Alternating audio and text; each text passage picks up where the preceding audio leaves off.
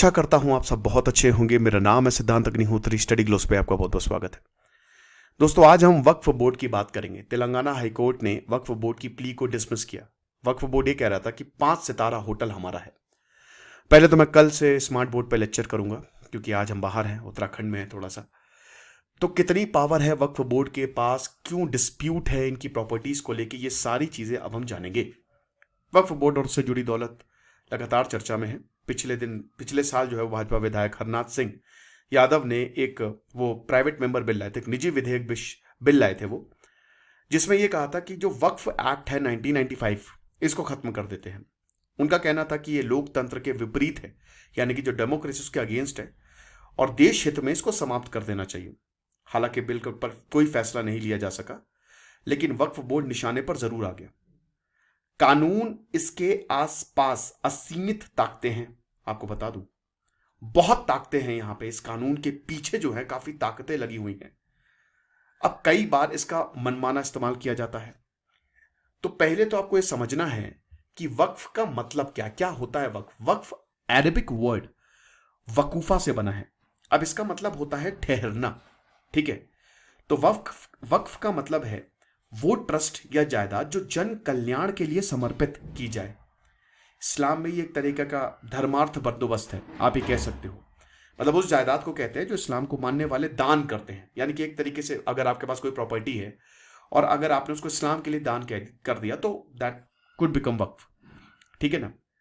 तो ये चल अचल यानी कि मूवेबल इमूवेबल दोनों ही तरीके से आ सकती है, कोई दिक्कत नहीं है ना। और ये वक्फ बोर्ड के ही तहत आती है, तो इंपॉर्टेंट रह जाता है। अब बड़ी बात यह है कि इसमें डोनेशन कौन कर सकता है। कोई भी एक एडल्ट मुस्लिम यानी कि वयस्क मुस्लिम व्यक्ति अपने नाम की प्रॉपर्टी वक्फ के नाम कर सकता है। हालांकि वक्फ खुद एक स्वैच्छिक कार्रवाई करती है, जिसके लिए कोई जबरदस्ती नहीं है। मतलब ऐसा नहीं है कि आपका जबरदस्ती वो लैंड ले लेंगे, ये आपके ऊपर डिपेंड करता है। अगर सिद्धांत अग्निहोत्री चाहें तो वो वक्फ के मतलब कोई भी प्रॉपर्टी उनके नाम कर सकते हैं। कोई ऐसा वो नहीं है कि हाँ मुझे देना ही देना है, राइट। तो इस्लाम में दान धर्म के लिए एक और टर्म प्रचलित है जिसको ज़कात बोला जाता है। और आपको पता है कि इस्लामिक प्रिंसिपल में बहुत ही इंपॉर्टेंट रोल प्ले करता है, यानी कि दान धर्म आपको करना ही करना है।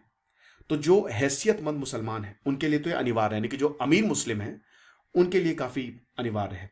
तो आमदनी पूरे साल में जो भी बचत होती है उसका 2.5% हिस्सा जो है वो किसी ज़रूरतमंद को दिया जाता है, जिसको ज़कात कहते हैं, ठीक है ना। चलिए आगे बढ़ते हैं। तो बड़ी बात है कि वक्फ बोर्ड कैसे काम करता है और कैसे बनता है। देखिए, वक्फ के बाद बहुत संपत्ति है, काफ़ी ज़्यादा संपत्ति है। इनका रख रखाव ठीक से हो सके और धर्म के लिए काम को किया जाए तो इसके लिए स्थानीय से लेकर बड़े स्तर पर कई बॉडीज हैं जिनको वक्फ बोर्ड कहते हैं। तकरीबन हर स्टेट में सुन्नी और शिया वक्फ हैं। इनका काम उस संपत्ति की देखभाल और उसकी आय का सही इस्तेमाल करना है। ऐसा नहीं कि गलत इस्तेमाल कर दिया भाई जांच बैठ जाती है। तो इस संपत्ति से जो भी वक्फ के पास संपत्ति है, गरीब या जरूरतमंदों की मदद की जाती है।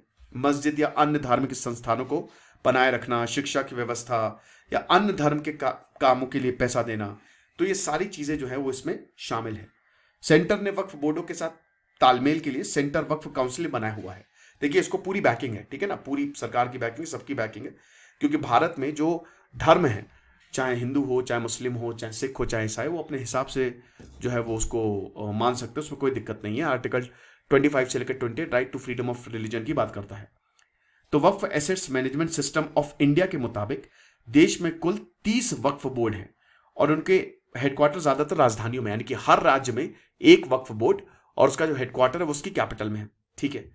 अब सबसे बड़ी बात क्या है वक्फ कानून, ये हमको समझना है, ठीक है। तो 1954 में नेहरू सरकार के समय वक्फ अधिनियम पारित किया गया था, जिसके बाद इसका सेंट्रलाइजेशन हुआ था, यानी कि सेंटर के कंट्रोल में आता है। तो वक्फ एक्ट 1954 इस संपत्ति के रखरखाव का काम करता है। इसके बाद से कई बार इसमें संशोधन किया गया है। तो कौन कौन शामिल है इस बोर्ड में, चलो ये भी देख लेते हैं। बोर्ड में सर्वे कमिश्नर होते हैं जो ऐसी प्रॉपर्टीज का सर्वे करते हैं। संपत्ति का लेखा जोखा यही कमिश्नर जो है वो रखते हैं। इसके अलावा इसमें मुस्लिम विधायक, मुस्लिम सांसद, मुस्लिम IAS ऑफिसर्स, मुस्लिम टाउन प्लानर, मुस्लिम अधिवक्ता, मुस्लिम बुद्धिजीवी, ये सारे लोग इसमें शामिल होते हैं। मतलब एक काफी इंटेलेक्चुअल बॉडी है, आपको बता दो मुस्लिमों की। वक्फ ट्रिब्यूनल में जो प्रशासनिक अधिकारी होते हैं, ट्रिब्यूनल में कौन शामिल होंगे इसका फैसला राज्य सरकार करती है। अक्सर राज्य सरकारों की कोशिश यही होती है कि वक्फ बोर्ड का गठन ज्यादा से ज्यादा मुस्लिमों से हो, ठीक है ना। तो यहाँ पे हिंदू जो है वो नहीं रहते हैं। तो विवाद क्यों होता रहता है? देखिए, आरोप यह है कि जो सरकार ने बोर्ड को असीमित ताकतें दी हैं, उसको लेके वक्फ संपत्तियों को विशेष दर्जा दिया गया है जो किसी ट्रस्ट आदि से ऊपर है। वक्फ बोर्ड को अधिकार दिया गया है कि वो किसी भी संपत्ति के बारे में ये जांच कर सकता है कि वो वक्फ की संपत्ति है या नहीं। अभी जो 5 स्टार होटल का मामला था ना, वो इसी से ही जुड़ा हुआ था। अगर बोर्ड किसी संपत्ति को अपना कहते हुए दावा करते हैं तो इसके उलट साबित करना काफी मुश्किल हो जाता है। तो वक्फ एक्ट का सेक्शन 85 ये कहता है कि इसके फैसले को हाई कोर्ट या सुप्रीम कोर्ट में चुनौती नहीं दी जा सकती। तो कैसे आप इसको साबित करेंगे? तो यही हरनाथ सिंह ने आरोप लगाया कि तमिलनाडु में वहां के स्टेट वक्फ बोर्ड ने तिरुचिरापल्ली जिले के एक पूरे गांव पर ही मलिकाना हक जगा दिया कि पूरा गांव ही हमारा है। ऐसे ही महाराष्ट्र के सोलापुर में भी कुछ जगह पे ऐसा हुआ था। उत्तर प्रदेश में भी वक्फ बोर्ड ने बड़े पैमाने पर संपत्तियों पर दावा जताया था, जिसके बाद योगी सरकार ने आदेश जारी किया था कि वक्फ की सारी संपत्ति की जांच होगी। तो 2022 यानी कि पिछले साल की ये बात है, ठीक है ना। तो कितनी प्रॉपर्टी है वक्फ बोर्ड के पास? तो आपको बता दूं कि जो वक्फ मैनेजमेंट सिस्टम ऑफ इंडिया है, देश में करीब 8,55,000 से ज्यादा संपत्तियां ऐसी हैं जो वक्फ की हैं। सेना और रेलवे के बाद संपत्ति के मामले में वक्फ का तीसरा सबसे बड़ा नंबर है। उत्तर प्रदेश में सबसे ज्यादा वक्फ की संपत्ति है। यूपी में सुन्नी बोर्ड के पास कुल 2,10,000 यानी कि 239 संपत्तियां हैं, जबकि शिया बोर्ड के पास 15,386 संपत्तियां हैं। हर साल हजारों व्यक्तियों द्वारा बोर्ड को वक्फ के रूप में संपत्ति की जाती है, इसी से ही जो दौलत है ना, इसमें इजाफा जो है वो होता रहता है, क्योंकि लोग अपनी संपत्ति को ध्यान देते रहते हैं। अब बड़ी बात यह है कि यहां अभी जैसे आप एमएलए अमानुल्लाह के जो विधायक हैं, आपके विधायक, उनसे मामला जुड़ा हुआ है। आई एम रियली सॉरी दोस्तों, थोड़ा सा बाहर कार्यक्रम हो रहा है कुछ, जिसकी वजह से माइट भी पॉसिबल आपको डिस्टर्बेंस थोड़ा सा देखना होगा, पता चल रहा होगा। तो दिल्ली के वक्फ बोर्ड मामले में आम आदमी पार्टी के नेता अमानुल्लाह खान के खिलाफ ईडी ने आरोप लगाया कि खान ने अपने कार्यकाल के दौरान सरकारी गाइडलाइंस को तोड़ते हुए 30 से ज्यादा अवैध भर्तियां की हैं। साथ ही आरोप है कि उन्होंने अवैध रूप से दिल्ली वक्फ बोर्ड की भी कई संपत्तियां किराए के दी हैं। इन्हीं आरोपों के बाद विधायक के खिलाफ मनी लॉन्ड्रिंग के तहत मामला दर्ज भी हुआ था। तो ये सारी चीजें चलती रहती हैं। ये इंडिया टुडे का बहुत ही अच्छा आर्टिकल था।